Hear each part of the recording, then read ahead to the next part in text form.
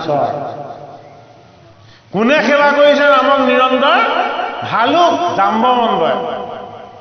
জাম্বৱন্তই ৰামক কি বুলি জানিলে ঈশ্বৰ বুলি জানিলে আৰু কোনে নিৰন্তৰ তেওঁৰ নাম লৈছে আৰু সেৱা কৰিছে ৰাক্ষস বিভীষণে কাক সেৱা কৰে কেৱল ৰামৰ চৰণ সেৱা কৰে এইটো কাৰণে মাধৱ মহাপুৰুষে বৰ কৌশল কৰি আনি আমাক ঘোষা শাস্ত্ৰত কথাটো বুজাই দিছে বোলে কি ঐ নিজকে ভকত বুলি নেভাবিবা নিজকে ডাঙৰ বৈষ্ণৱ বুলি নেভাবিবা এই গোসাঁই বুলি বামুণ বুলি এইবিলাক ভাৱ নলবা বোলে কিয় অ ভালুক বানৰ এই ৰাক্ষস তৰিল এই ৰামক কৰি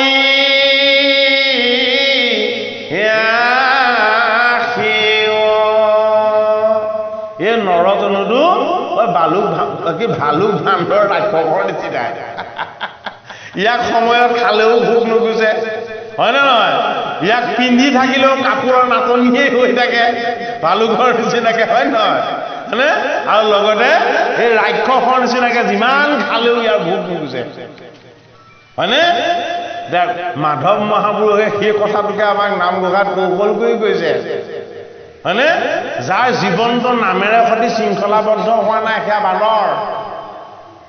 বান্দৰে নাৰিকলৰ মূল কিবা বুজি পাব জানো আমাৰ নকয় জানো গতিকে নামৰ মূল যি নুবুজে সেয়া বান্দৰ হয়নে নাম আৰু ৰাম একে বুলি যি জানিলে সেয়া হ'ল কোন হনুমন্ত বোলে ৰাম আৰু ৰামৰ নাম একেই য'ত ৰাম নাম আছে তাতে ৰাম আছে কেলে সীতামাতাই সোণৰ ধুনীয়া চেইন এডাল হনুমানক দি দিছিলে ধুনীয়া ধুনীয়া মণি আছে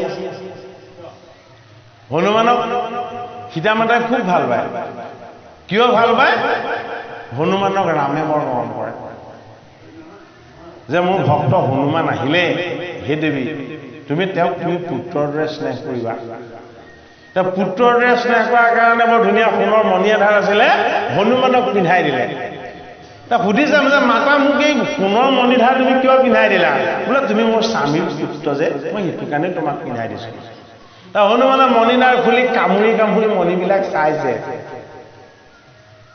ইটো মণি কামুৰি চাই দলিয়াই পেলাই দিয়ে সিটো মণি কামুৰি চাই দলিয়াই পেলাই দিয়ে সীতাই কৈছে বোলে বান্দৰেনো সোণৰ মূল কি বুজিব হয়নে বাৰু এতিয়া হনুমন্ত কৈছে মাতা মই সোণৰ মূল নুবুজো কিন্তু তোমাৰ মণিকেইটাৰ ভিতৰত মোৰ স্বামীৰ নাম নাই যিকেইটা মণিৰ ভিতৰত মোৰ স্বামীৰ নাম নাই তেনে মণি মোক নেলাগে সীতাক লাগিব পাৰে সেইটো জগৰতে সীতাক ৰামে পুনৰ বনবাস দিলে যিধাৰ মণিত তোমাৰ স্বামীৰ নামেই নাই সেইজনী ভাৰ্যা মোৰ লগত থাকি কি লাভ আছে হয়নে বাৰু এইটো কাৰণে হনুমানক লগত ৰাখিলে সীতাক বনবাস দি দিলে এই তত্ত্ব কথাৰ অৰ্থতহে মাধৱে আমাক কৈছে ভালুক বানৰ ৰাক্ষস তৰিল ৰামক কৰিয়া বিদুৰ মহন্তক মৈত্য ঋষিয়ে বুজাইছে যে তুমি কিমান ভাগ্যৱান তুমি এবাৰ ভাবি চোৱা যি কৃষ্ণৰ নাম পাবলৈ কৃষ্ণৰ চৰণ পাবলৈ কৃষ্ণৰ গুণ যশ আৰু লীলা পাবলৈ কিমান যুগ যুগ সাধনা কৰি ঋষি মুনিয়েও নাপায় ৰামে কৃপা কৰি দিছে ভালুক বান্দৰ আৰু ৰাক্ষসক হয়নে আৰু ৰামক ভজাৰ কাৰণে তেওঁলোক ভকত হৈ গ'ল সেই ৰামকৃষ্ণ হৰি পৰম পবিত্ৰ ঈশ্বৰ তত্ত্বৰ লীলা হে বিদুৰ তুমি উদ্ধৱৰ আজ্ঞা পালন কৰি মোৰ ওচৰলৈ আহিলত তুমি জনমে জনমে উদ্ধাৰ হোৱাৰ যিটো ব্যৱস্থা এই ব্যৱস্থা তুমি পাইছা আৰু এইখিনি পালে জানো তোমাৰ যথেষ্ট হ'ব হে বিদুৰ তুমি ক'ৰ পৰা আহিলা মই ক'ৰ পৰা আহিলো আমি আকৌ ক'লৈ যাব লাগিব মই তোমাক গোটেই তত্ত্বৰ কথাখিনি কৈ দিওঁ শুনা আমি প্ৰথমতে দেহি নাছিলো কি আছিলো আমি ঈশ্বৰৰ অংশ আমি তত্ত্বজ্ঞ নাছিলো ঈশ্বৰ প্ৰভু যেতিয়া হিৰণ্যগৰ্ভৰ ওপৰত অকলেৰে আনন্দেৰে সুখ নিদ্ৰাত অনন্ত কোটি কল্প কেৱল তেওঁ অকলে আনন্দিত হৈ আছিলে, সেইবাৰ আমি তুমি মই সমস্ত জীৱ তেওঁ নাসিকাৰ ৰন্ধেৰে শুদ্ধ বায়ু হৈ তেওঁৰে অংশ হৈ তেওঁৰে তত্ত্ব হৈ আমি তাতে অহা যোৱা কৰি তেওঁক স্তুতি কৰি আছিলোঁ। আমাৰ যেতিয়া দেহ নাছিলে, দেহৰ তত্ত্বত নহয় নিৰ্গুণ তত্ত্বত ঈশ্বৰ আছিলে, আৰু তুমি ময়ো সেই নিৰ্গুণ তত্ত্বতে আছিলোঁ। এইবাৰ দেহৰ গুণময় তত্ত্বৰে অহাৰ পাছতো ঈশ্বৰে আমাক কৃপা কৰিছে। বোলে কি হিৰণ্যগৰ্ভৰ ৰূপত থাকোঁতে আমি তেওঁৰ ওচৰত জীৱবহ্ম হৈ বেদগণ হৈ আমি তেওঁক যি স্তুতি কৰি আছিলোঁ, এইবাৰ আমাক আকৌ সেই স্তুতি কৰাৰ এটা সুযোগ দিছে। বোলে কিয়? মই তোমাৰ গুৰু হৈছোঁ আৰু তুমি মোৰ শিষ্য হৈছা। কাৰ কাৰণে? গোবিন্দৰ চৰণ ভজিবৰ কাৰণে। গুৰুজন কিয় হৈছে? গোবিন্দক ভজিবলৈ শিকাব। শিষ্য কিয় হৈছে? কেনেকে গোবিন্দক ভজিব লাগে সেই শিক্ষা ল'ব। ভাগৱত গ্ৰন্থ বিপৰীত। ঈশ্বৰ কৃষ্ণৰ ৰহস্য ভক্তিৰ স্বৰূপটো আমাৰ দৰে এই দুৰ্ভগীয়া জীৱবিলাকৰ যাতে আত্ম উপলব্ধিৰ যোগেদি অনুভৱ হয়, এই জ্ঞানখিনিকে আমাৰ ভাগৱত শাস্ত্ৰই দিব বিচাৰিছে। তাত পাছে মহামায়া কৰিলা নিৰ্মাণ,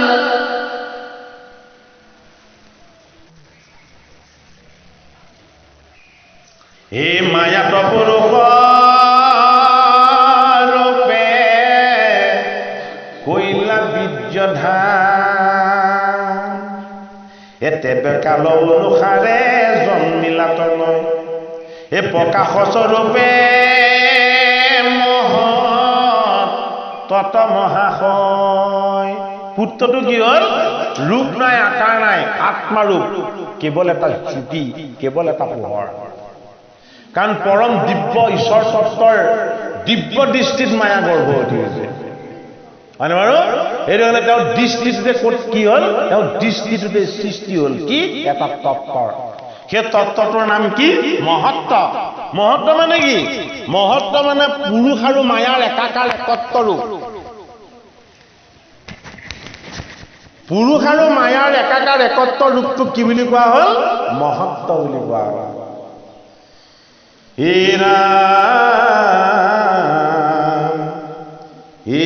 তেহে জন্মালন্ত পাছে চতুৰ্থ কুমাৰ, শাস্তি কৰা যশতা শিক অহংকাৰ। চতুৰ্থ কুমাৰ কেনেকে হ'ল? মহত্ব, মহত্বৰ পৰা তিনিটা তত্ত্ব, মুঠ তত্ত্ব হ'ল কেইটা? চাৰিটা। সাত্বিকত হতে উপজিল দেৱছয়, অহংকাৰ দ্বাৰে দেৱ ইন্দ্ৰিয়, তামসত অহংকাৰে জন্মিলে কভু, শব্দ তন্মাত্ৰৰ দ্বাৰে আকাশত ভূ, আকাশত স্পৰ্শ সমে বায়ু ভৈলা যাত, বায়ু হন্তে ৰূপ দ্বাৰে তেজৰ ৰপক্ষা। এইবোৰ কৈ থাকিলেও বুজি নাপায়, বুজিছে? বুজাই থাকিলেও বুজিব নোৱাৰে। এয়া যি বুজে সেয়া ঈশ্বৰ। আমি কীৰ্তন কৰি আনন্দ লভাৰ বাহিৰে বেলেগ উপায় নাই।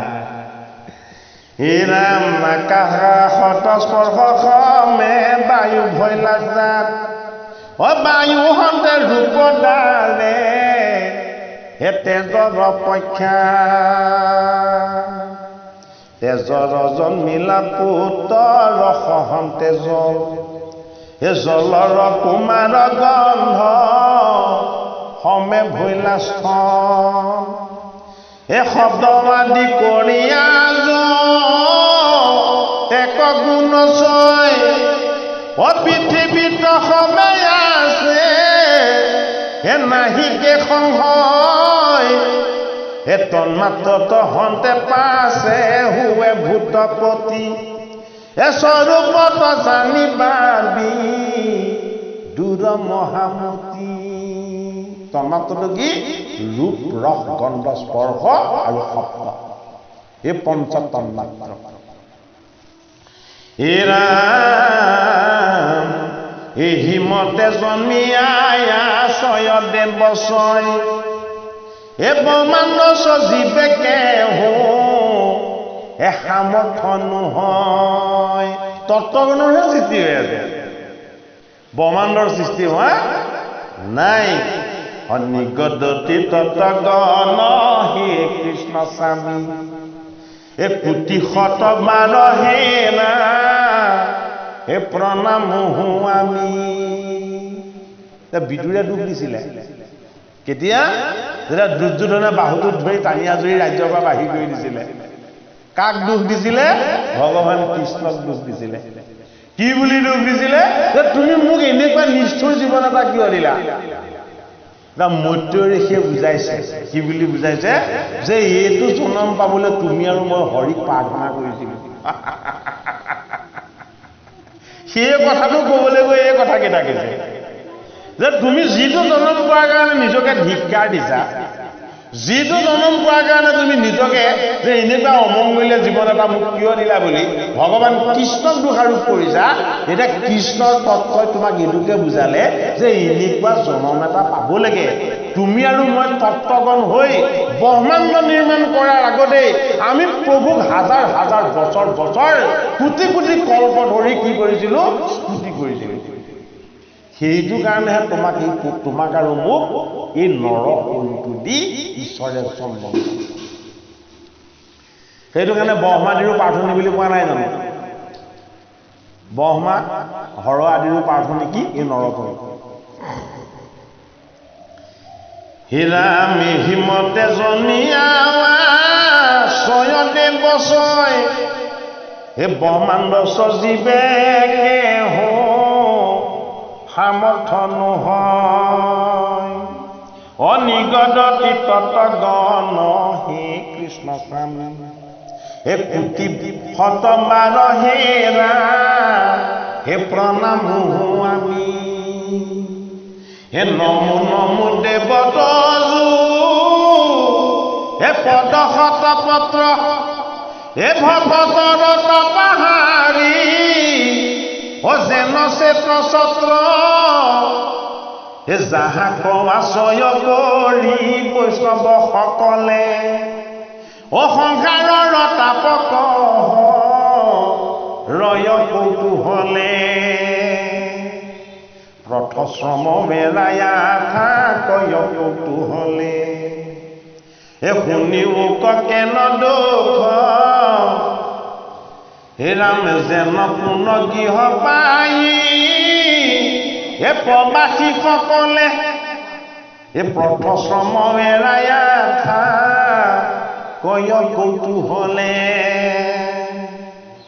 এ শুনিও কেন দুখ প্ৰভু কৃপাময় সংসাৰৰ তিনিতাপে হে জীৱক পুৰ এটাৱত প্ৰাপৰণেৰা অয় জীৱগণ হে ৰামে যাৱে তজু পাদ পদ্মে হে নপষে শৰণ হে এতেকে তোমাৰ পহাৰ দুই পাৱে হে লৈলো শৰণ আমি হে সবে সৰ্বভাৱে হে জাত সন্তে গংগা দেৱী ভৈৰৱ উৎপত্তি ইহাকন ভজিল হে যায় মধুপতি হে কেৱল ভক্তি গজিল হৃদয়ত ধৰি অধীৰ হৈ আচলে লোক এ বৈকুণ্ঠ নগৰী হেন চৰণ দয়ামি কহিলো শৰণ কৃপা কৰা জয় জয় হে দেৱ নাৰায়ণ তোমাৰ কৃপালু গুণ কি কহিব আমি ভকত জনক সদা হে দয়া কৰা স্বামী হে ৰামে তাৰা কি পায়ে নানা হে ধৰাই অৱতাৰ হেন বান্ধৱৰ পাৱে হে কৰো নমস্কাৰ মিছা দেহ গৃহে যাৰয় অহংকাৰ ভাৱ হে হৃদয়ে থাকুন তদাৰ হে দূৰ যে স্বভাৱ হে তাতে আমি ততগণে হে কৰিলো আশ্ৰয় হে প্ৰসন্ন হৈও দেৱ হে দেৱ কৃপাময় হে জনো বোলাই হৃদয়ে থাকন্তে পান্ত পদ্ম হে তেবে কেনে তোমাৰ হয় আতিশন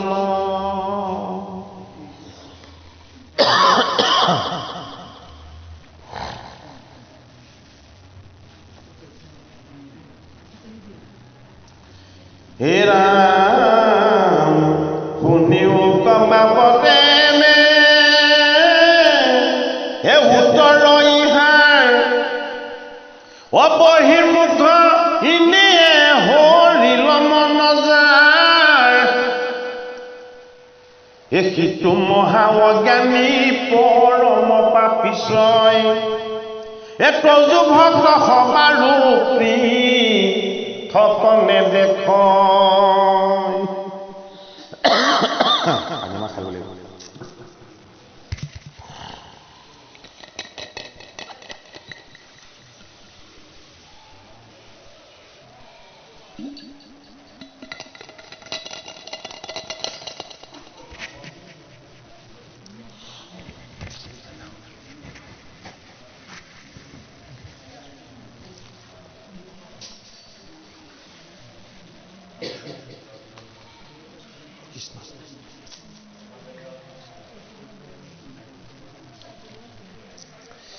হে ৰাম হে মই ধনৱন্ত শ্ৰেষ্ঠ হেন মতি যাৰ সাধু সবে দেখে তাক বিস্তাৰ আকাৰ এহি হেতু নাহি কয় সাধু সংগতাৰ এ হৰি কথা শ্ৰৱণে তোক হইবে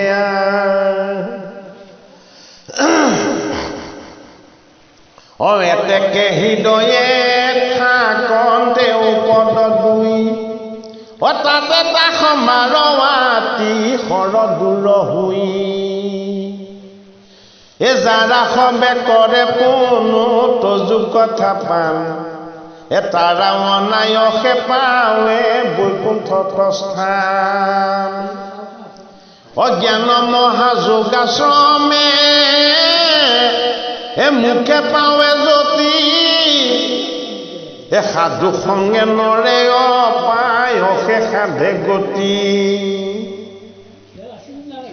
অহংকাৰী পাপিষ্ঠ পৰম মন্দমতি এ তাৰ কোনো কিছু নাই এ যায় অধুগতি এহি সব বচন বোলন্তে তৎসয় প্ৰেম ভৰে সমস্তৰে হে দ্ৰবিল হৃদয় স্তুতি এৰি তমিৰহি গদ গদ ভাবে এ প্ৰাৰ্থনা কৰন্ত মাধৱক সেই গাঁৱে কি বুলি বুজালে মৈত্ৰেয়ীয়ে বিদুৰ মহন্তক এৰা বিদুৰ মহামতি তুমি যদি ভাবিছা যে তোমাৰ গুৰুৰ কৃপাত তুমি অমৃতময় কৃষ্ণৰ পৰম পবিত্ৰ চৰিত্ৰ শ্ৰৱণ কীৰ্তন কৰি তুমি পুণ্যৰ বহুত ভাগ লাভ কৰিছো বুলি, এইটো তোমাৰ ভুল হ'ব। বোলে কিয় ভুল হ'ব? তুমি দেহ তত্ত্বলৈ অহাৰ আগতেই, মই দেহ তত্ত্বলৈ অহাৰ আগতেই জগতৰ হৰিক মহত্ব ৰূপত তত্ত্ব ৰূপত এই দেহ লাভ কৰাৰ আগতেই বহুত কোটি কোটি বছৰ আমি উপাসনা কৰিছিলোঁ। কি হৈ উপাসনা কৰিছিলোঁ? জীৱ ব্ৰহ্ম ৰূপত উপাসনা কৰিছিলোঁ। তেতিয়া আমি দেহী হৈ নৰ শৰীৰ লাভ কৰাই নাছিলোঁ। তেতিয়া আমি তেওঁক স্তুতি কৰিছিলোঁ। আৰু কি বুলি স্তুতি কৰিছিলোঁ জানা? যে আমাক ধনৱন্ত যশৱন্ত কৰি তুমি অহংকাৰৰ ভাগ নিদিবা। হে জগতৰ হৰি, তোমাৰ সত্য শুদ্ধ ভকতৰ সংগ দিবা। যি ভকতৰ কোনো অহংকাৰ নাথাকে, ধন সম্পদ ঐশ্বৰ্যত মোহ নাথাকে, তেনেধৰণৰ নিৰ্মল সৎসংগ দিবা। কিয়? যে শৰীৰ পায়ো যাতে আমাৰ শৰীৰৰ প্ৰতি কোনো অহংকাৰ নাহে। ঠাণ্ডাটো আহি পেলাই কাহটো অকণ আহিয়ে যায়।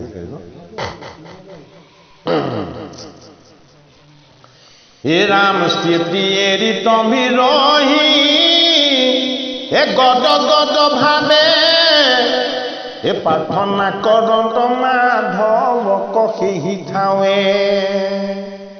অ হে প্ৰভু তোমাৰ কিংকৰ সবে আমি, হে জগত সজিতে তুমি হে সজিলা হাসামি। সিটো আজ্ঞা পালিতে আমাৰ সত্য নাই, হে জাতু তিনি গুণে থাকি হে কথাই নাই। আবে প্ৰভু আমাক শাক হে কৰিও কয়ে ক, তেবে তো জুকিৰা ভাণ্ড হে ব্ৰহ্মাণ্ড হৈবে ক।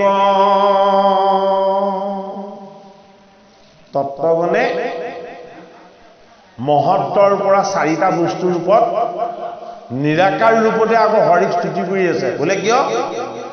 এইবিলাকক তুমি তত্ত্ব ৰূপত ভাগ ভাগ ভাগ ভাগ কৰি যেতিয়ালৈকে ৰাখিবা, ইয়াৰ পৰা তোমাৰ ব্ৰহ্মাণ্ড সৃষ্টিৰ পৰা লাভ কৰা যিটো আনন্দ, সেই আনন্দটো তোমাৰ লাভ নহ'ব। হে প্ৰভু, তুমি কি কৰা? সেই তত্ত্বগণক এবাৰ একত্ৰ কৰি দিয়া। ভাগ ভাগ হৈ থকা তত্ত্বগণক কি কৰিবলৈ কৈছে? একত্ৰ কৰি দিবলৈ কৈছে। বোলে কি একত্ৰ? বোলে পুৰুষ আৰু প্ৰকৃতিক এক কৰি দিয়া। পুৰুষ আৰু প্ৰকৃতিক এক কৰিলেহে তোমাৰ আনন্দৰ যিটো তত্ত্ব, সেই আনন্দৰ তত্ত্বটো দেহ ৰূপত প্ৰকাশ হ'ব বা ব্ৰহ্মাণ্ড ৰূপত প্ৰকাশ হ'ব। এই পুনু গৰিষ্ঠ কাৰ্য কহিলো কোহাই, এটো যোগী পাবিনে আক হে কৰণ নযায়। কালে কালে যে কালে কালে যে মনে তোমাৰ পূজা হয়, এই আমাখাৰ ভক্ষয়ন হে যিমতে মিল। হে নাম পজা সবে তজুৱা গাখীৰ গত কৰি, নিৰ্বিঘ্নে যে মনে ৰহে ভকতীয়া চলি। ইসব সকলে কাৰ্য তোমাতে নহয়, আমা শাক শক্তি যে বে হে দিয়া কৃপাময়। ও বিশেষত আমি আদি কৰি জীৱ যত, তোমাৰে হে পুত পদ মাৰ্থ বিচাৰত। এতেকে আমাক বিতি দিবা কজুৱাই, হে প্ৰীতি ভৈলে পুতক হয় সৰ্বদাই। মত্যয় পদ্ধতি শুনা ব্যাসৰত নয়, এই মতে স্তুতি কৰি লম্বা তত্ত্ব মৈত্ৰেয় বদতি শুনা ব্যাসৰ নহয়, মৈত্ৰেয় ঋষিয়ে বিদুৰ মহন্তক কৈছে, হে বিদুৰ, তুমি মই জন্ম হোৱাৰ আগতেই এই জগত প্ৰকৃতি ব্ৰহ্মাণ্ড নিৰ্মাণ হোৱাই নাই, তেতিয়াৰ পৰাই মহাহৰিক উপাসনা কৰি আছে। কোনে? তত্ত্বগণে। তুমি মই তেওঁক স্তুতি নুতি নকৰিলেও তেওঁক স্তুতি নুতি কৰাৰ কোনো প্ৰয়োজন নাই। আমি তেওঁক স্তুতি উপাসনা ভক্তি নকৰিলেও তত্ত্বগণে তেওঁক অনন্তকাল উপাসনা কৰি আছে। তেওঁ নিজৰ আনন্দত নিজেই পৰিপূৰ্ণ হৈ আছে। বিদুৰক নিৰাশ কৰি দিয়া নাই, বিদুৰক অহংকাৰো শূন্য কৰি দিছে। কি অহংকাৰ শূন্য কৰি দিছে? যে কৃষ্ণত ভক্তি কৰাৰ পাছত তোমাৰ মনত যাতে কোনো দিন, কোনো ক্ষণ, কোনো সময়ত এনেকুৱা ধৰণৰ অহংকাৰ মনোভাৱ এটা কেতিয়াও নাই, বোলে কি যে মই তোমাক স্তুতি কৰি সন্তুষ্ট কৰিলো বুলি, মই তোমাক স্তুতি উপাসনা কৰি সন্তুষ্ট কৰিছো বুলি কেতিয়াও যাতে তোমাৰ মনত এনেকুৱা অহংকাৰ এটা নাহে। তুমি কি বুলি ভাবিব লাগিব?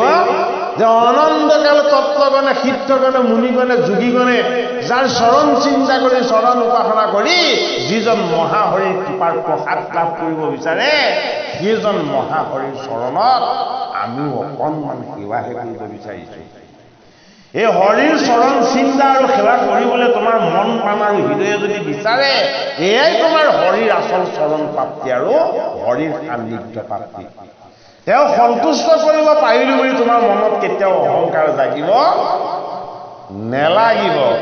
তুমি ভক্তিৰ অহংকাৰৰ পৰা সম্পূৰ্ণ যদি মুক্ত হ'ব নোৱাৰা, তেতিয়াহ'লে ঈশ্বৰ তোমাৰ প্ৰতি সন্তুষ্ট নহ'ব। তুমি এই খন্তেক সময়, মই এই খন্তেক সময়ে এই মহাহৰিক স্তুতি কৰা এটা সুযোগ পাইছো। তত্ত্বগণে অনন্ত কোটি কাল তত্ত্বগণ ৰূপতে জগতৰ মহাহৰিক উপাসনা কৰি আছে। হে ৰাম পাছে দেখি নন্দ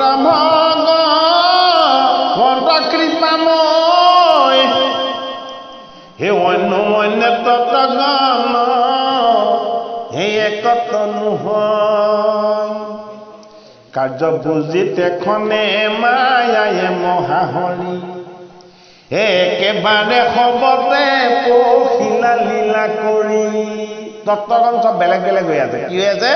ৰাজস হৈ আছে, তামস হৈ আছে, সাত্বিক হৈ আছে, মহত্ব হৈ আছে, শব্দ হৈ আছে, স্পৰ্শ হৈ আছে, বায়ু হৈ আছে, আকাশ হৈ আছে, বিভিন্ন ধৰণৰ তত্ত্বৰ ৰূপত তেওঁলোক জড় হৈ আছে। কি হ'ল? এই তত্ত্বগুণে তেওঁক যেতিয়া স্তুতি কৰি দিলে, যদিও তেওঁলোক তত্ত্ব, তেওঁলোক জড়, ঈশ্বৰে কি কৰি দিলে? তেওঁলোকৰ স্তুতিত সন্তুষ্ট হৈ তত্ত্বগণৰ মাজত আত্মা ৰূপত তেওঁ প্ৰৱেশ হৈ গ'ল। তেতিয়া কি হ'ব? তত্ত্বগণ চৈতন্য হৈ গ'ল। হে ৰাম অন্তৰ্যামী ঈশ্বৰে ৰিলাই অধিষ্ঠান, এ পাছে কবে কৰি হে ব্ৰহ্মাণ্ড নিৰ্মাণ, হে সুবৰ্ণৰ বনয়ন কৰয় প্ৰকাশ, হে সহস্ৰ বছৰ মানে জলে কৈলাবা, তাত পাছে ঈশ্বৰ পুৰুষে কৰি লীলা, নাৰায়ণৰ ৰূপে প্ৰভু অন্দে প্ৰৱেশিলা, তত সমস্তৰ প্ৰাৰ্থনা কস্মৰি মনে, হে ব্ৰহ্মাণ্ড নানা ভাগ কৰিলা তেখনে, শুনিও বিদুৰ ইটো কথা বৰ সুখ, প্ৰথমতে ঈশ্বৰৰ ভেদ ভৈলানো। কি হৈ গ'ল? তত্ত্বগণ সকলোকে একত্ৰ কৰি জগতৰ হৰিয়ে যেতিয়া চৈতন্য কৰি দিলে, তেতিয়া তত্ত্বগণৰ মুখখন প্ৰকাশ পালে। হে ৰাম বচনে সহিতে তাতে অগ্নি লৈলা ঠাই, যিটো বাক্য সমস্তৰে আনন্দ কৰ, মুখৰ ভিতৰে তাৰ তালু ভেদ ভৈলা জিভা সমে বৰুণ তাহাতে বাস লৈলা তত্ত্বগুণৰ মাজত ঈশ্বৰ প্ৰৱেশ হৈ যেতিয়া চৈতন্য হৈ গ'ল হৰি নিজে মুখপদ্মৰ ৰূপত প্ৰকাশ পালে মুখপদ্মৰ পাছত তেওঁ তালুৰ শিৰাবিলাকত প্ৰৱেশ হ'ল তাৰ পাছত তেওঁ জিভালে আহিলে জিভাত কি হ'ল জিভাত বৰুণক বহুৱাই দিলে জিভাত যেতিয়া বৰুণক বহুৱাই দিলে তত্ত্বগণৰ লগত শব্দ আহি গ'ল কিয় আহি গ'ল জিভাত জল জলত অগ্নি অগ্নি ঈশ্বৰ এই গোটেইকেইটা সংযোগ হোৱাৰ পাছত আমাৰ সেই খোজ কঢ়াৰ পাছত সোধে এই মাত ফুটিছেনে একেবাৰে শেষত মাত ফুটে হয় নে নহয় হা আমাক মাত ফুটিছেনে নাই নুসুধে জানো আৰু অন্তিম সময়ত কি বুলি সোধে মাত কথা আছেনে তত্ত্বগণত ঈশ্বৰ প্ৰৱেশে হয়নে নহয় হয়নে বাৰু তেওঁ প্ৰকাশ অধিষ্ঠান হয় কিন্তু তাক চৈতন্য তেওঁ কেতিয়া কৰে কাল অনুসৰি কৰে সময় অনুসৰি কৰে যিখন মুখে বৰ ধুনীয়াকৈ গীত মাত কৰিব পৰা হৈছিলে সেইখন মুখতে আকৌ দাঁত চাত কৰি এটা সময়ত কথাই নুসুধা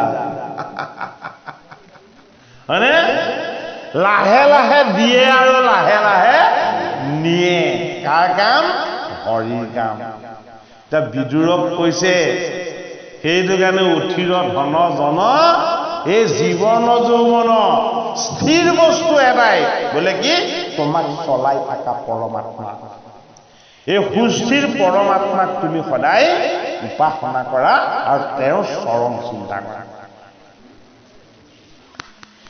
হে ৰাম বচনে সহিতে তাতে হে অগ্নি লৈলা ঠাই হে যিটো বাক্য সমচৰে আনন্দ কৰাই মুখৰ ভিতৰত তাৰ তালু ভেদ গলা হে জিভা সমে বৰুণ তাহাত বাস কইলা হে ৰাম জিভা সমে নানা বিধ হে ৰস জনাবয় হয়া ইহাকে বিষয় বুলি শাস্ত্ৰত কয় বিষয়টো কৰবা মই জিভাত যেতিয়া ৰস আহে টেঙা তিতা মিঠা জ্বলা এইবোৰ যেতিয়া অনুভৱ কৰিব পৰা হৈ যায় প্ৰথম বিষয় প্ৰৱেশ হয় ক'ত জিভাখনৰ সেইটো কাৰণে মাধৱ মহাপুৰুষে কি বুলি কৈছে হে জিভা সধাতুৰ মধুৰেখে মাত্ৰ প্ৰিয় জান তই ৰসৰ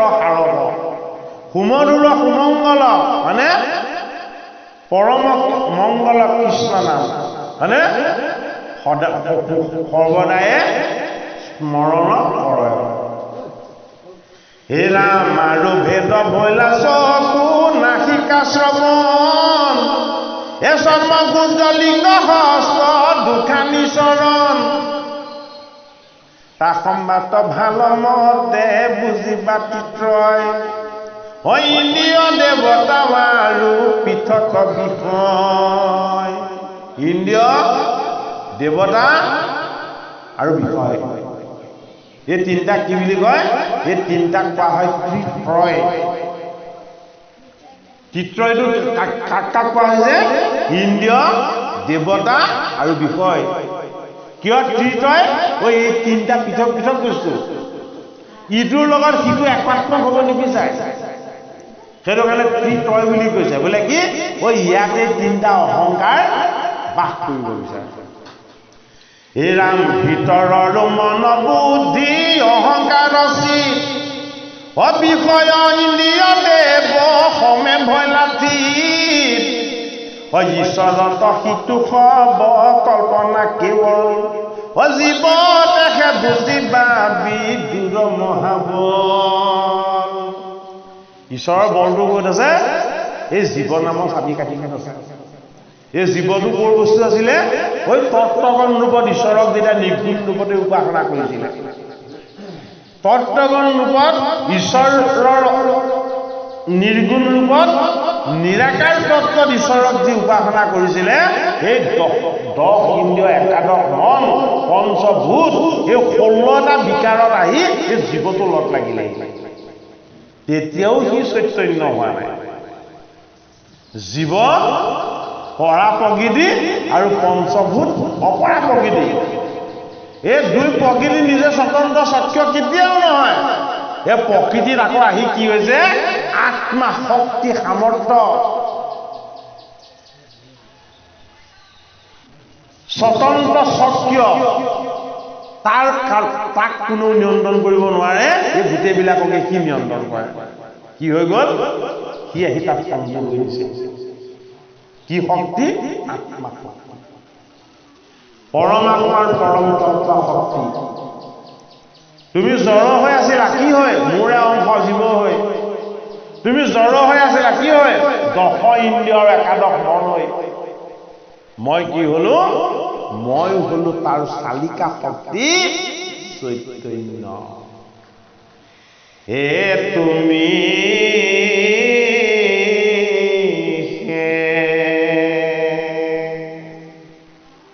চৈতন্য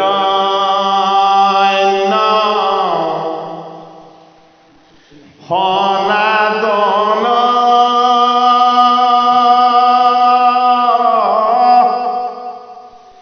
ৰাম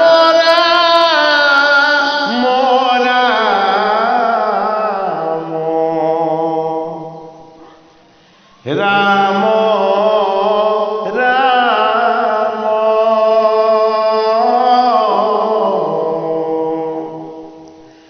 আমি চেতন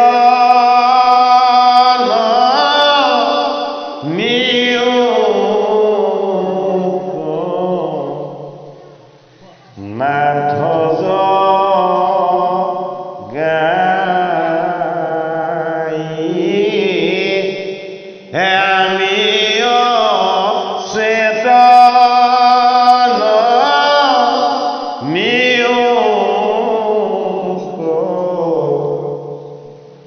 নাথ গাই। বিদুৰ মহন্তক মধ্য ঋষিয়ে কৈছে, তুমি এতিয়া স্বামীক কি কৰা? তুমিও জড়, ময়ো জড়। তুমি মই কৰ্তা নহয়। আমি তেওঁৰ চৰণ চিন্তা আৰু উপাসনা কৰিবৰ কাৰণে তেওঁৰ পৰা অকণমান কি পাইছো? কৃপা পাইছো। গতিকে আমি তেওঁক কৃতজ্ঞতা জনাব লাগে। কি বুলি? যে তুমি এই চৈতন্য, তুমি এই আচল আধাৰ, তুমি এই শক্তি আৰু সামৰ্থ্য। তোমাৰ ব্যতিৰেকে এই জগত ব্ৰহ্মাণ্ডত কোনো কেতিয়াও চৈতন্য হ'ব নোৱাৰে।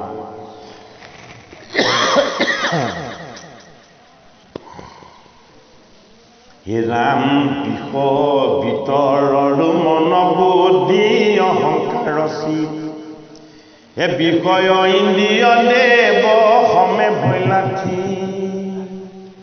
হে ৰাম ঈশ্বৰ প্ৰসিদ্ধ সম কল্পনা কেৱল, হে জীৱতে হে বুজি পাবি দূৰ মহাব।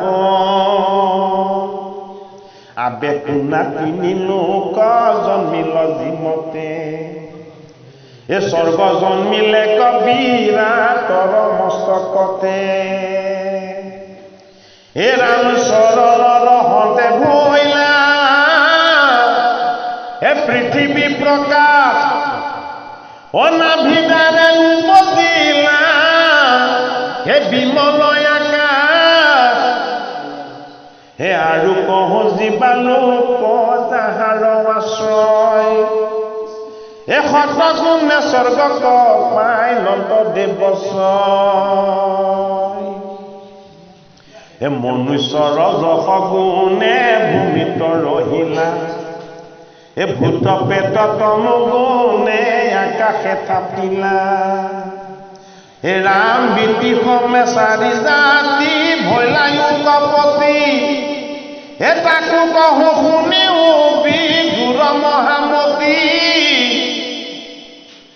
হে মুখ হন্তে বিতি সমে জন্মিলা ব্ৰাহ্মণ, হে সত্য শৌচ আদি যাৰ হে নুগুচয় গুণ। হে বাহু দ্বৈত পচন্দ ক্ষত্ৰিয় ভৈলা যাক, হে তিনিও বৰ্ণক যিটো হে ৰাখন্ত সাক্ষাৎ। হে উৰুতজন মিলা বৈছ হে সবাকে পুষয় ও চৰণত সদায় উপজিলা ক্ষুদ্ৰ ছয় হে যাৰ সেৱা বৃত্তিতে সন্তুষ্ট ভগৱন্ত ঐ এহি চাৰি বৰ্ণ পুৰুষত মিলন। এতিয়া গোটেই জগত ব্ৰহ্মাণ্ড স্বৰ্গ ভূল ভূগোল এইবিলাক কেনেকেনো ৰচনা হ'ল মধ্য ঋষিয়ে বিদুৰক বোলে হে বিদুৰ ভগৱন্ত প্ৰভুৰ ইচ্ছা হ'ল বোলে কিয় বোলে স্বৰ্গ এখন মই বনাই দিব লাগিব বোলে ক'ৰ পৰা বনাম বোলে মোৰ মস্তকৰ পৰা মই বনাই দিম স্বৰ্গ। ভগৱন্তৰ শিৰৰ পৰা নিৰ্মাণ কৰি দিলে স্বৰ্গখন তাত কোন থাকিব বোলে দেৱতাসকল থাকিব। তেওঁ পদৰ পৰা সৃষ্টি কৰি দিলে কি বোলে পৃথিৱী বোলে তাত কোন থাকিব বোলে তাত মনুষ্য জীৱ প্ৰাণী বিৰি তৃণ তৰুণ নতিকা এইবিলাক থাকিব। পদৰ পৰা পৃথিৱী কৰ্ণৰ পৰা নিৰ্মাণ কৰি দিলে কি বোলে দ্বিকণ আৰু কি কৰিলে ভূমিৰ ওপৰ ভাগত নিৰ্মাণ কৰিলে কি ভূত আৰু পেটবিলাক থাকিবৰ কাৰণে ভাল ভূমিৰ ওপৰত থাকিব আকাশত হয়নে আৰু মনৰ পৰা সৃষ্টি কৰি দিলে কি মনৰ পৰা সৃষ্টি কৰিলে সীমাহীন আকাশ।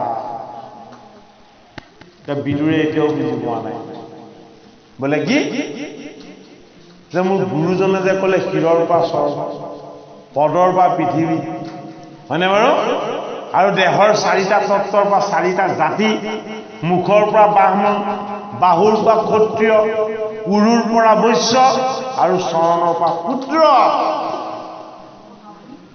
ব্ৰাহ্মণসকল কি হ'ব বোলে ব্ৰাহ্মণসকল তেওঁলোক উন্নত বৰ্ণৰ তেওঁলোকে হৰিৰ বেদমন্ত্ৰ আদি পাঠ কৰিব। ক্ষত্ৰিয়সকলে কি কৰিব এই চাৰিটা জাতিকে সুৰক্ষিত কৰিব। বৈশ্যসকলে কি কৰিব বোলে ব্যৱসায় কৰিব আৰু শূদ্ৰসকলে কি কৰিব এই তিনিও জাতিৰ লগতে নিজৰ জাতিটোকো সেৱা কৰিব। আৰু বিদুৰক কৈছে এটাইতকৈ শ্ৰেষ্ঠ ধৰ্ম কৰি বোলে সেৱা ধৰ্ম কাৰ তাত থাকি গ'ল বোলে শূদ্ৰসকলৰ লগত থাকি গ'ল।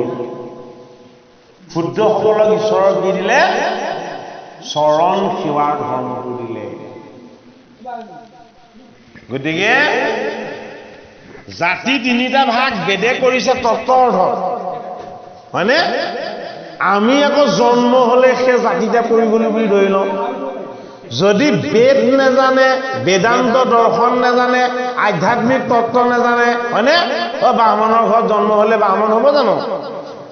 ব্ৰহ্মময় হৰি ঈশ্বৰ তত্ত্বক যি জানিব পাৰিব যি তাক প্ৰয়োগ কৰিব পাৰিব সেইজন ব্ৰাহ্মণ। যিজনে ইন্দ্ৰিয়ক দমন কৰি কায় বাক্য মন এক কৰি নিজক জগতক সংসাৰক সুৰক্ষিত কৰাৰ পথটো দেখুৱাব সেইজন ক্ষত্ৰিয়। ক্ষত্ৰিয় কোন ক্ষত্ৰিয় হ'ল অৰ্জুন। ব্ৰাহ্মণ কোন ব্ৰাহ্মণ হ'ল পৰশুৰাম। ব্ৰাহ্মণ কোন ব্ৰাহ্মণ হ'ল সুদামা। ব্ৰাহ্মণ কোন ব্ৰাহ্মণ হ'ল শ্ৰুতদেৱ হয়নে এইসকলৰ লগত ব্ৰহ্মময় ঈশ্বৰ তত্ত্ব আছে আৰু আছিলে। এতিয়া বৈশ্য কোন বৈশ্য বলি। কেনেকে বলি বৈশ্য হ'ল বলি যদিও অসুৰ বলিয়ে বাণিজ্য কৰিলে হৰি সন্তুষ্ট কৰিবৰ কাৰণে যিমান ধন সম্পদ ঐশ্বৰ্য বিভূতি গোটালে চব দান যজ্ঞ পাতি দান দি দিছিলে কিন্তু লক্ষ্যটো বেয়া আছিলে। উদ্দেশ্যটো ভাল আকৌ বামনে নিজে গৈহে কৰিবগীয়া হৈছে। লক্ষ্য আছিলে স্বৰ্গখন পাৰ্মানেণ্ট কৰি দিম বুলি হয়নে 1 নম্বৰ যজ্ঞ পাতিছে স্বৰ্গ পাৰ্মানেণ্ট হৈ যাব। এতিয়া ভগৱান কৃষ্ণই কৈছে সেইটো মোৰ মায়া মই মোৰ শিৰৰ পৰা তাক বনাই থৈছো বোলে কেলে মোৰ সুখ মোৰ আনন্দ মোৰ স্বৰূপ মোৰ উপলব্ধিটো সৰ্বদা যি অনুভৱ কৰিব পাৰে তাৰহে স্বৰ্গত বাস। এই ইন্দ্ৰই মোক অনুভৱ কৰিব নোৱাৰাৰ কাৰণে তাৰ ৰাজ্যবিলাক মই আক্ৰমণ কৰাই দিওঁ। সেইটো কাৰণে ইন্দ্ৰক বহুত সুখী বুলি ভাবে, অমৃত পান কৰাৰ কাৰণে তাক অমৰ বুলি ভাবে, কিন্তু তাৰ সমস্যাৰ কোনোদিন শেষ নাই। বলিক কৈছে সমস্যাৰ সমাধান, সমস্যাৰ উৎপত্তিৰ কোনো সম্ভাৱনা নথকা, হয়নে? যি সমস্যা আহিছে এই সমস্যাকো শেষ কৰি দিব পৰাৰ ব্যৱস্থা মোৰ ব্যৱসায় বৈশ্যই কৰে। বোলে কি? হে বলি তুমি এজন বৈশ্য হোৱা। কি বৈশ্য হোৱা? যিমান সম্পত্তি আছে চব মোক দান দি দিয়া, হয়নে? বলিয়ে সকলো হৰিক দান কৰিছিলে, সেয়া বৈশ্য, হয়নে নহয়? এতিয়া ক্ষুদ্ৰ গুণ ক্ষুদ্ৰ হ'ল যিসকলে জীৱ প্ৰকৃতি ঈশ্বৰ জগত এই সকলোকে সেৱা কৰে। সকলোকে যি হৰিময় দেখি কল্যাণ সাধন কৰিব পাৰে সেইজন ক্ষুদ্ৰ। সকলোকে ঈশ্বৰময় দৰ্শন কৰিব পাৰে। নাই আছে আছে জনাই দিব দেই। 2 ঘণ্টা হে ৰাম, হে আৰাসবে আপোনাৰ হে স্বধৰ্মই আচৰি, হে পৰম শ্ৰদ্ধায়ে নিতে ভজে দেৱ হৰি। আবে তিনি পুৰুষৰ কহো শুনা ভেদ, এ পৃথকে পৃথকে তাৰ লৈও পৰিছে। এ প্ৰকৃতিৰ দ্বাৰে পাছে মহত্ব সজয়, এ প্ৰথম পুৰুষ বুলি তাহাকে কহয়। ব্ৰহ্মাণ্ডৰ মাজে যিটো আছ নাৰায়ণ, দ্বিতীয় পুৰুষ তাক বোলে সৰ্বজন। এই সমস্ত ভূতৰ যিটো এই আছা হৃদয়ত, এই তৃতীয় পুৰুষ বুলি কহয় শাস্ত্ৰত। পুৰুষৰ ভাগ কেইটা দেখুৱালে ভাগৱতত? এতিয়ালৈকে 3টা দেখুৱাইছে, হয় নে নহয়? কিন্তু তত্ত্ব এটাই।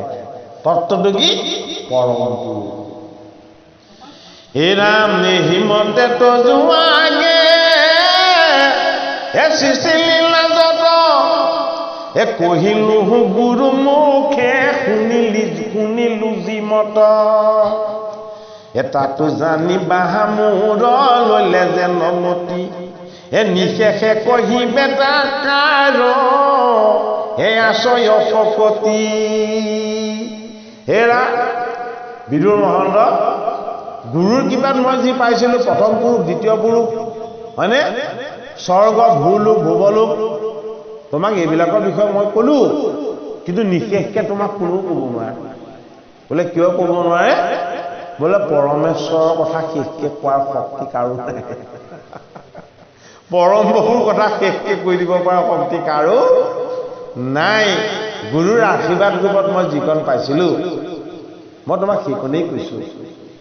আৰু তেওঁৰ সৃষ্টিৰ বিষয়ে, তেওঁৰ তত্ত্বৰ ৰহস্যৰ বিষয়ে আৰু বহু গভীৰতা আছে, যিখিনি ময়ো আজিলৈকে জনা নাই। এতিয়া গুৰুজনে জানো বুলি কোৱা নাই, কি বুলি কৈছে? মোৰো জানিবলৈ বাকী আছে বুলি কৈছে। অৰ্থাৎ ঈশ্বৰৰ কথা জানি কোনেও শেষ কৰিব নোৱাৰে। কিয়? ঈশ্বৰ অনন্ত, ঈশ্বৰ অনাদি, আদিৰ অতীত অনাদি, সমাপ্তিৰ কোনোদিন শেষ নাই, কোনোদিন শেষ সমাপ্তি নহয়। সেইটো কাৰণে কি? অনন্ত ইনফিনিটি। এ ৰাম যদি হৰি গুণ খাব শেষে নজানয়, এ কিন্তু মতি অনুসাৰে গাৱয় শুনয়। এ তথাপিতো অৱশ্যে বৈকুণ্ঠপুৰে যায়, অ কি কহিব গুণ আৰু কহন নযায়। এই হিমতে পুৰুষৰ বচন সফল, এ হৰি গুণ কীৰ্তন কৰিবে কুতুহল।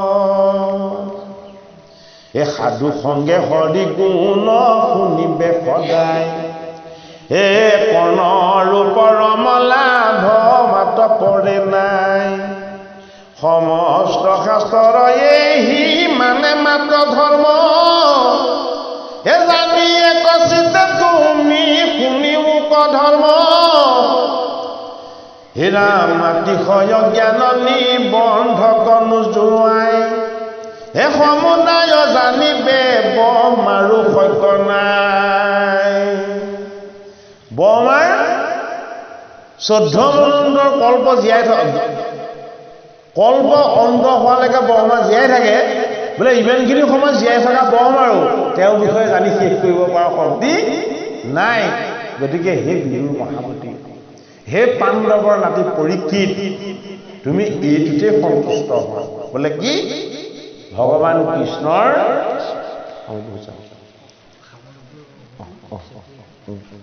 যে ভগৱান কৃষ্ণৰ গুণ লীলা শ্ৰৱণ কীৰ্তনৰ যিটো আনন্দ এই আনন্দটো তুমি লৈ থাকিবলৈ যত্ন কৰিবা তেওঁ গুণ লীলা কৈ কোনোদিন শেষ কৰিম বুলি নাভাবিবা হে ৰাম ইটো ঈশ্বৰৰ মায়া হে হৰি উনপাদৱন্ত অনন্ত গুণৰ অতি কহি তাক নজানিবে আননৰ কেৱলে প্ৰভুৰ পাৱে নমস্কাৰ মাত্ৰ হে আমি কোনো কহো জানিবাৰ নহো পাত্ৰ ইটো ঈশ্বৰৰ মায়া পৰম দুৰ্জয় ও কটাক্ষতে মায়ায়ে যে সমাকো নহয় হে নয় মায়াৰ পতি মোৰ ইষ্ট দেৱ কোটি কোটি বাৰতান পদে কৰো সেৱ এতে কবুলতে প্ৰেমে মৈত্ৰেয় মহন্ত হে অৰুণ চৰণ চিন্তি এতম্ভীৰ হিলন্দ হে নিগত দেৱতা পৰীক্ষিত নাই এ প্ৰেমেৰ হি মৈত্ৰেয় সন্তোষিধাই হে ৰাম পাছে মহা সুবিনীত বিদুৰ মহন্ত হে কৰজোৰে প্ৰেম ভাবে হে পুনু পুচিলন্ত হে বিদুৰ বদতি গুৰু হে চেদিও সংশয় অ নিৰ্বিকাৰ হৰি কেনে হে কৰ্ম আচৰয় হে নিৰ্গুণৰ ভৈলা কেনে গুণৰ সম্বন্ধ হে শুনি মোৰ মনত আমি লীল মহানন্দ হে গুৰুজন মই আকৌ সংশয়ত পৰি গলো বোলে কি যিমান গুণ কীৰ্তন কৰি থাকিলেও তেওঁ গুণৰ সীমা নাই যিমান তুতি নতি পৰি থাকিলেও তেওঁ মহিমাৰ সীমা নাই কি কাৰণে তেওঁ গুণত বাদ নাখায় তেওঁ সদায় নিৰ্গুণ তেওঁ গুণৰো অতীত সকলো গুণবিলাকৰ তেওঁই উৎস অথচ তেওঁ গুণত বাদ নাখায় কি কৈছে সকলো গুণতে থকা স্বত্বেও তেওঁ কেনেকৈ নিৰ্গুণ হৈছে মোৰ মনত বৰ সংশয় মিলিছে সেই মোৰ গুৰুজন আপুনি মোক জনাব হে ৰাম বিদুৰৰ এহি বাণী শুনি মুনিবৰ হে হাসি মুখ চাই তেন্তে দিলত উত্তৰ মৈত্ৰেয় বোলন্ত বা শুনিও বিদুৰ এহিটো বিষ্ণুৰ মায়া মহিমা প্ৰচুৰ তোমাক মই কি কম এইটোৱেই বিষ্ণুৰ মায়া বোলে কি বোলে তেওঁ ক'ত কেনেকৈ আছে কোনেও জানিব নোৱাৰে সেইটোৱেই বিষ্ণুৰ মায়া বোলে কি ইমানবিলাক গুণ থকা স্বত্বেও একো গুণতে তেওঁ বান নাখায়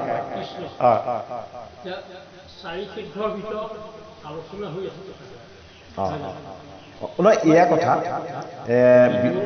নহয় এয়া বিদুৰ মৈত্ৰেয় সংবাদ আপুনি আগত নাপালে যে বৰ ধুনীয়া প্ৰসংগ ওলাই গ'ল উদ্ধৱক লগ পাই বিদুৰে জিলু জিলু বুলি সাৱটি ধৰিলে কেনেকৈ জিলে তাৰ প্ৰমাণটো দেখুৱাই আছে এতিয়া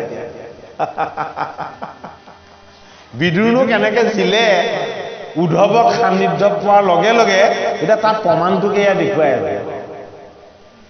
হে ৰাম ঈশ্বৰৰ বৰ্ণন কাৰণ আদি প্ৰচুৰ, হে ঈশ্বৰৰ বৰ্ণন কাৰণ আদি যত, মায়াতে শেষতে নষ্ট হুৱে বিচাৰত, মায়া কৰিবাৰ কহু সুগম উপায়, যাক ধৰি অজসবে সুখে পৰি যায়।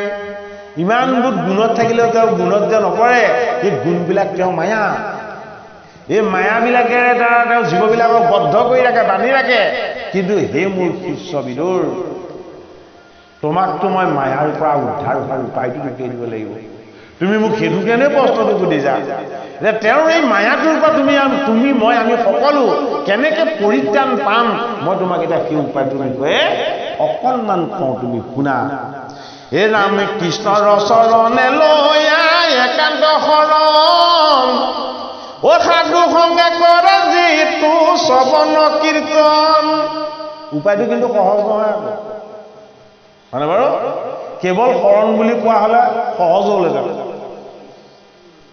যদি কেৱল অকল শৰণ বুলি কৈ দিলেহেঁতেন তেতিয়া অকণমান সহজ হ'লহেঁতেন। যে কি বুলি ক'লে? কৃষ্ণৰ চৰণে লৈয়া একান্ত শৰণ, হয়নে? ইয়াত বহি আছে কিন্তু ঘৰৰ কথা ভাবি আছে, সময় বহুত হ'ল, হয়নে নহয় বাৰু? ইয়ালৈ অহা আগতে ভাবিছে ভগৱানৰ কথা পাম, কিন্তু সময়টো বহুত যাব, কিমান সময়ত বা ঘূৰি আহিম, হয়নে নহয় বাৰু? গতিকে আমাক কাল আৰু মায়াই খেদি থাকে। এই কাল আৰু মায়াই খেদি থকা জীৱবিলাক কেতিয়াও একান্ত হ'বলৈ যাব নোৱাৰে, একান্ত হ'বগে নোৱাৰে। সেইটো কাৰণে কি বুলি কৈছে বিদুৰ মহামতি? কায় বাক্য মন এই সকলোবিলাক এক কৰি কৃষ্ণৰ চৰণত একান্ত হ'ব লাগিব। এই একান্ত হৈ তেওঁ সকলো অৰ্পণা কৰাৰ পাছত তুমি তোমাৰ দাম বিচাৰি ফুৰিলে নহ'ব। তুমি কি কৰিলা কি নকৰিলা তাৰ পৰা তুমি দাম বিচাৰি ফুৰিলে নহ'ব, ফল বিচাৰি ফুৰিলে নহ'ব।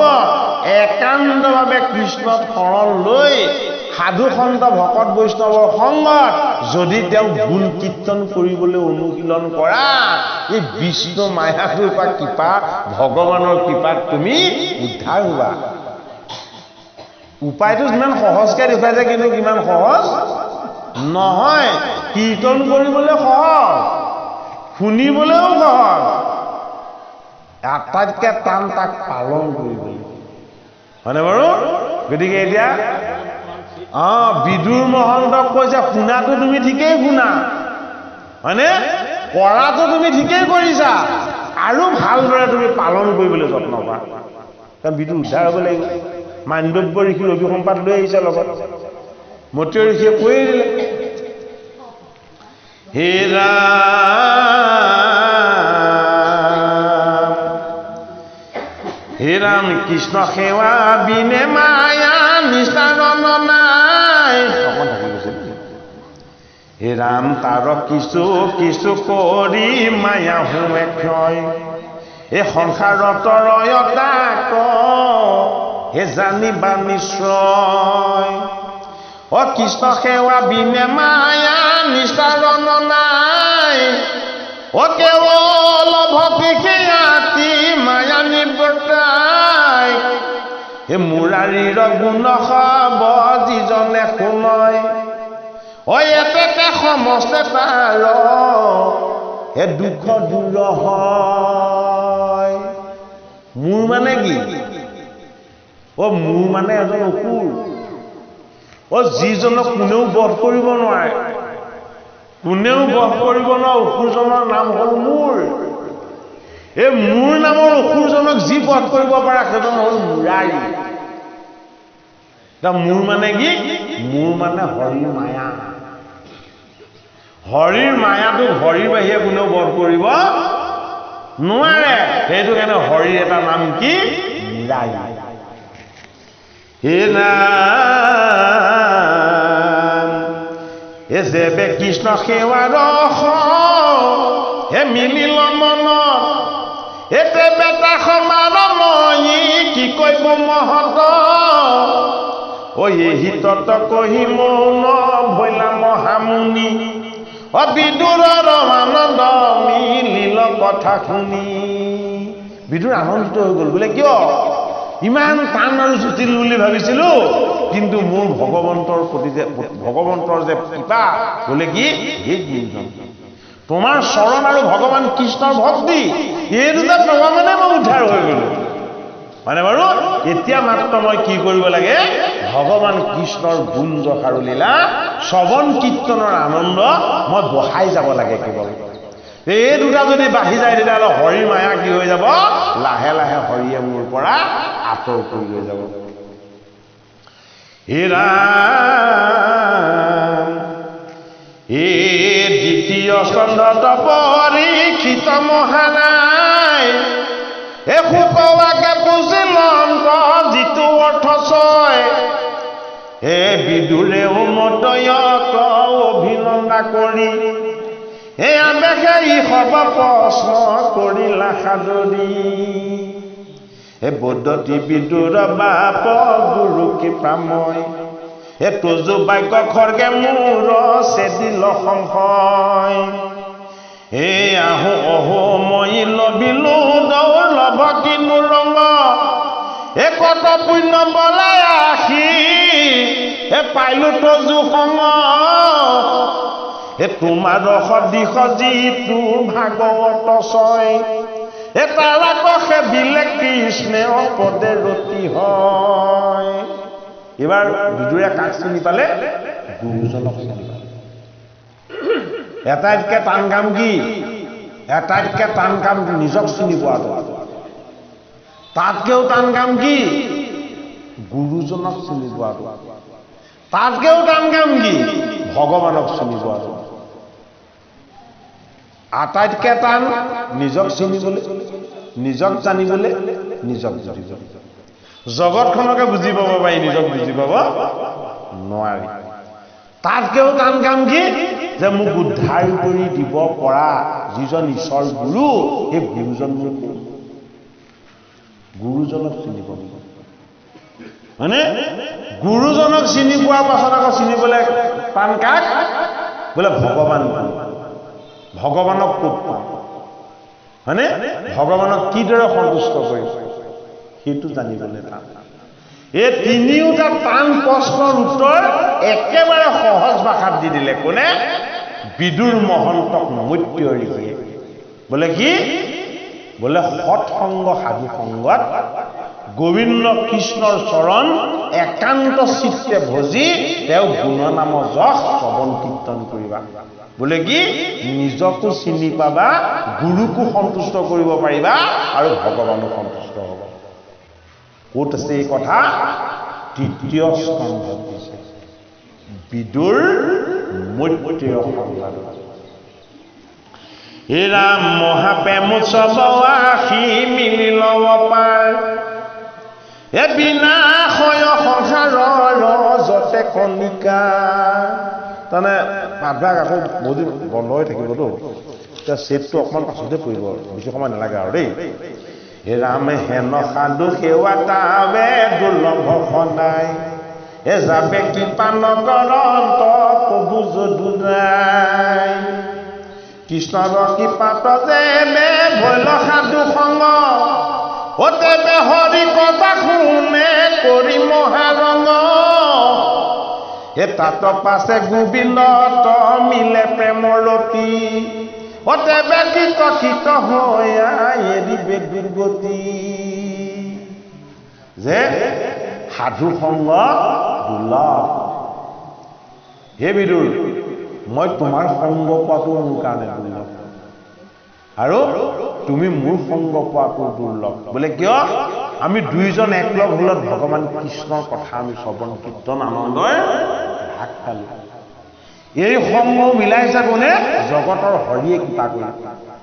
জগতৰ হৰিৰ যদি কৃপা নহ'লহেঁতেন তোমাৰ মোৰ এই কৃষ্ণ কথাৰ শ্ৰৱণ কীৰ্তনৰ আনন্দ লাভৰ কেতিয়াও সৌভাগ্য নহ'লহেঁতেন। হে ৰাম এতেকে সে ভকতি কলভিবাৰ স্থান হে কহিলো সাধু সংগ বিনে নাহিয়া।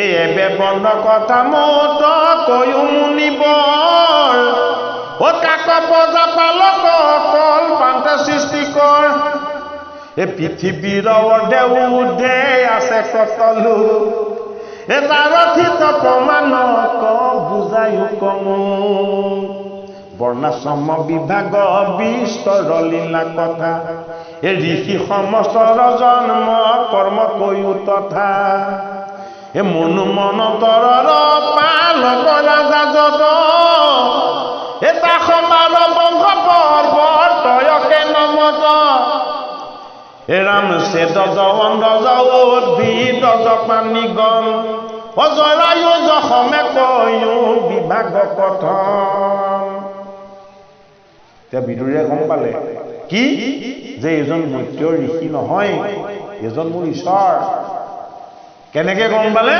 বোলে মই কি পাপ কৰি বিদুৰ হৈ জন্ম ললো তেওঁ এইটোও জানে হয়নে বাৰু গতিকে এই জগতৰ জীৱ তিন তৰু লতিকা মানে সপ্তখণ্ড স্বৰ্গ সপ্ত পাতাল এই সমস্ত বিলাকত কোন কেনেকে আছে মোৰ ভগৱান মৰ্ত্যই সকলো জানে গতিকে মই এই সুযোগতে ইয়াৰ পৰা এই কথাখিনি শ্ৰৱণ কৰিব লাগিব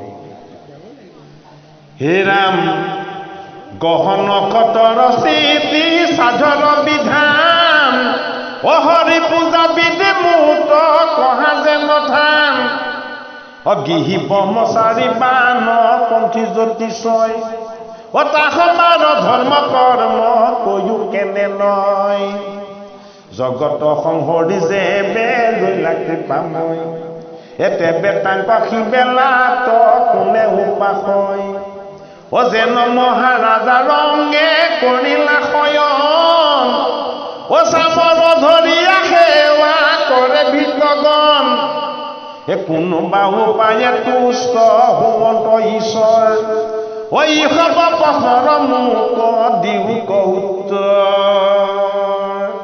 এটাতকে টান প্ৰশ্নটো লাষ্টত সুধিছে কি আছিলে টান প্ৰশ্নটো বোলে ঈশ্বৰ কেনেকে সন্তুষ্ট হয় মোক সেইটো জনাই দিয়ক ঈশ্বৰ সন্তুষ্ট হোৱা উপায়টো কোনে জানে গুৰুজনে জানে গুৰুজনৰ বাহিৰে বেলেগে ঈশ্বৰ সন্তুষ্ট হোৱাৰ উপায়টো নেজানে সেইটো কাৰণে ইমানখিনি প্ৰশ্নৰ অন্তত বিদুৰে এবাৰ কি সুধিলে যে মোৰ স্বামী কেনেকে সন্তুষ্ট হ'ব আপুনি মোক সেইটো ভালদৰে জনাব হে ৰাম অনুব্ৰত ঈশ্বৰ দয়ালু গুৰু ছয় এ নুপুচা কথা কমাতি আপুনি কহয় হে মোৰ গুৰুজন আপুনি মোৰ কাৰণে কিমান কৃপালু বোলে কি কোনোবা প্ৰশ্ন যদি মই সুধিবলৈ থাকি গৈছো আপুনি সেইখিনি প্ৰশ্নৰ উত্তৰো আপুনি মোক অনুগ্ৰহ কৰি জনাই দিব কিয়নো আপুনি মোৰ একান্ত গুৰু আৰু মই কি মই আপোনাৰ চৰণৰ একেবাৰে প্ৰপন্ন সেৱক হে ৰাম এ তোমাৰ আশ্ৰয় লাভ স্বয়স্বৰূপ ও যজ্ঞদান প্ৰবৰ্ত কৰে যত এ কোটি ভাগু ইহাৰৰে লোক সমনুই ও হৰি ভক্তি দান দিলে যিটো ফল হৈ বিদুৰক কি বুলি কৈছে যে মই তপ জপ দান যজ্ঞ যিমান কৰিব লাগে তাতকৈ বেছি কৰি দিলো বোলে কিয় মই এতিয়া তোমাক কৃষ্ণত কেনেকে ভক্তি কৰিব লাগে এই জ্ঞান যে কোনোবা জীৱ এটাক যদি হৰিত ভক্তি কেনেকে কৰিব পাৰি কৃষ্ণত ভক্তি কেনেকে কৰিব পাৰি ও সেই জ্ঞানটো যদি কেনেবাকে দি দিয়া যায় মধ্য ঋষিয়ে কৈছে যে তাতকে শ্ৰেষ্ঠ ধৰ্ম জগতত একো নাই আৰু সেই ধৰ্ম কৰাৰ সুযোগেই তুমি মোক দিলা কাক কৈছে বিদুৰ মহামুখে কৈছে হে ৰাম নিগুটি জীৱক যিটো নিষ্ঠৰ কৰয় অযত পুণ্য হোমে তাৰ পাৰ নাহি কয় হেৰা বিদুৰ এটা জীৱক যদি কেনেবাকে উদ্ধাৰ হোৱাৰ ৰাস্তাটো দেখুৱাই দিয়ে কি হ'ব ও সেইটো জীৱৰ 21 গুণ উদ্ধাৰ হ'ব সেইটো কাম কোনে কৰিছিলে ভাগৱতৰ 7ম স্কন্ধত কৈছে প্ৰহ্লাদে মাতৃৰ গৰ্ভত থাকোঁতে ভাগৱত জ্ঞান পালে ঈশ্বৰ বুদ্ধি পালে হয়নে আনি কি কৰিলে ঋষি মুনি তপস্বী সাধক সকলোৱে লাহেকে গোপনে ঢাক মাৰি থৈছিলে কিহেৰে কপত ঢাকোনে কেনেবাকে হৰি ভগৱতীৰ ভাগৱতৰ অমৃত যদি কেনেবাকে পায় এই গোটেই দৈত্য সোপা উদ্ধাৰ হৈ যাব হয়নে বাৰু এই দৈত্য সদায় দৈত্য হৈয়ে থাকক প্ৰহ্লাদে কি কৰিলে গোটেই দৈত্য শিশু সোপাক মাতি আনি ভগৱত জ্ঞান আৰু ঈশ্বৰ জ্ঞান দি দিলে পিতৃয়ে বিষ্ণুক গালি পাৰে প্ৰহ্লাদে বিষ্ণুক ভক্তি কৰে আৰু গোটেই দৈত্য সকলোকে বিষ্ণুক ভজিবলৈ জ্ঞান দি দিলে হয়নে বাৰু আকৌ পাছত দেখুৱাইছে ভকতৰ অহংকাৰ শূন্যতা ভকত যে মোহমতী ভকত যে ভগৱানৰ ওচৰত কেতিয়াও জ্ঞানী বিদগ্ধ পণ্ডিত নহয় তাৰ স্বৰূপটো প্ৰহ্লাদে কৰি দেখুৱালে বোলে কি কৰি দেখুৱালে ভগৱন্ত প্ৰভুৰ বৰ এটা লৈ দেখুৱালে এইটো প্ৰহ্লাদে তেওঁ প্ৰপন্নতা তেওঁ ভক্তিৰ পৰিপূৰ্ণতাহে প্ৰকাশ কৰিছে বোলে কি বোলে তোমাক কেনেকে ভক্তি কৰিব লাগে মই নাজানো সেইটোহে প্ৰমাণ কৰি দেখুৱাইছে কি কৰি বোলে মোক পিতৃ যাতে উদ্ধাৰ হয় তাৰ বৰ আৰু প্ৰভুৱে কি কৰিছে যে তোৰ নিচিনা বৈষ্ণৱ পুত্ৰ এই দৈত্য কুলত যিদিনাখন জন্ম হ'ল সেইদিনাখনে 21 পুৰুষ উদ্ধাৰ হ'ল সেই কথাটোকে কাক কৈছে বিদুৰক কৈছে কোনে কৈছে মৈত্ৰী ঋষিয়ে কৈছে যে প্ৰহ্লাদ জন্ম হোৱাৰ লগে লগে 21 পুৰুষ দৈত্য কুলত কিয় উদ্ধাৰ হ'ল প্ৰহ্লাদে দৈত্য শিশুসকলক হৰি ভগৱতীৰ জ্ঞান দিছিলে সেইটো কাৰণে তেওঁ শুদ্ধ কৰ্মৰ ফল আৰু মৈত্ৰী ঋষিয়ে এতিয়া কি কৈছে বিদুৰক যে এইবাৰ মই উদ্ধাৰ হ'ল কোন উদ্ধাৰ হ'ল মৈত্ৰী ঋষি উদ্ধাৰ হ'ল বোলে কিয় উদ্ধাৰ হলো হেৰা বিদুৰ মই তোমাক হৰি ভগৱতীৰ জ্ঞান দিবলৈ যে এটা সুযোগ পালো তোমাক হৰি ভগৱতীৰ জ্ঞান দিবলৈ পোৱাৰ কাৰণে এইবাৰ মই মৈত্ৰী ঋষি উদ্ধাৰ হৈছো গতিকে হৰি ভক্তি দান দিয়া কৰাৰ সমান ডাঙৰ পুণ্য এই জগতত একো নাই সেইটো কাৰণে আমাৰ গীতা ভাগৱত পাঠ অনুষ্ঠান বা কিবকে আয়োজন কৰে এই গীতা ভাগৱত পাঠ অনুষ্ঠান ভাগত ভকত বৈষ্ণৱক ভাগৱত শাস্ত্ৰৰ চৈতন্য ফলস্বৰূপে হৰি ভগৱতীৰ অকণমান জ্ঞান বা ভক্তি দিয়া যায় এইখন যদি কেনেবাকে গৃহস্থ বা সেৱকে যদি কেনেবাকে কৰি দিব পাৰিছে ইয়াতকে ডাঙৰ পুণ্যৰ ফল জগতত আৰু দ্বিতীয় বেলেগ নাই ইয়াত ভাগৱত শাস্ত্ৰৰ উত্তম এতেকে কৃষ্ণৰ কথা কহিও কবা হেন বা আমাৰ খন্দে মহাবা নিগদতি সুখ শুনা অভিমন্যু সুত এমনে বিদুৰ প্ৰশ্ন কৰিলা বহুত শুনি আনন্দিত ভৈলা মৈত্ৰেয় মহন্ত প্ৰশংসী হাসি বিদুৰ বুলি লণ্ড শুনাই কমনে সাধু সভাসদ যত পৰম বান্ধৱ ইটো মহাভাগৱত কৃষ্ণই আমাৰ বান্ধৱ নহয় ভকত বৈষ্ণৱে আমাৰ বান্ধৱ নহয় শাস্ত্ৰ ভাগত কি কৈছে এই মহাভাগৱত আমাৰ পৰম বান্ধৱ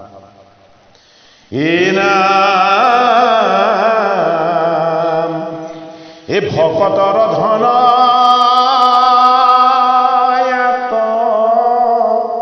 পৰে আন নাই সদায় লোৱা হেলা নোযোৱা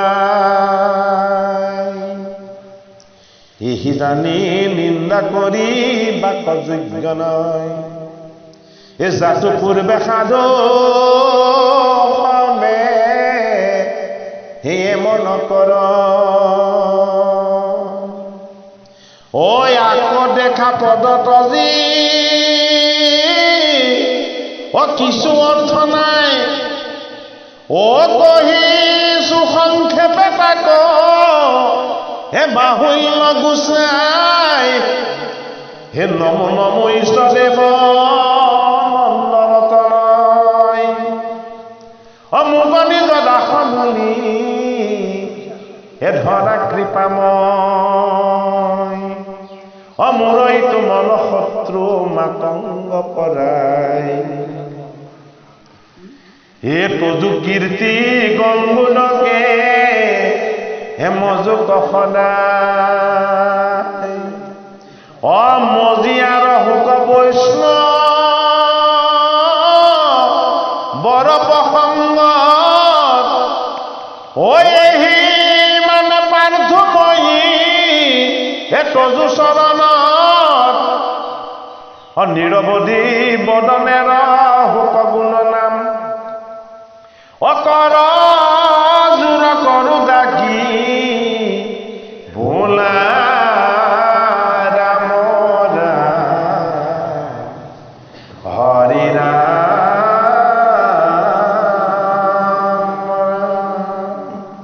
কৃপালু গুৰুমতী বামানন্দবা সমস্ত আপোনাৰ সবাই আজ্ঞাৰ আশীৰ্বাদ লৈ আমি পাঠভাগৰ সামৰণি দিশলৈ দোহাৰিবলৈ আগবাঢ়িছোঁ পাঠভাগ দোহাৰিব নোৱাৰে আমাৰ কণিনো পাঠেই হৈ থাকিব নহয় হয়নে বাৰু অন্য ভাগ উঠি হ'লে এতিয়া দোহাৰি দিব পৰা গ'লহেঁতেন কাৰণ এইভাগ চৈতন্য হৈ আছে আমাৰ হয়নে বাৰু তাকে সময়ত দিগদাল ধৰিলোঁ বুলিছে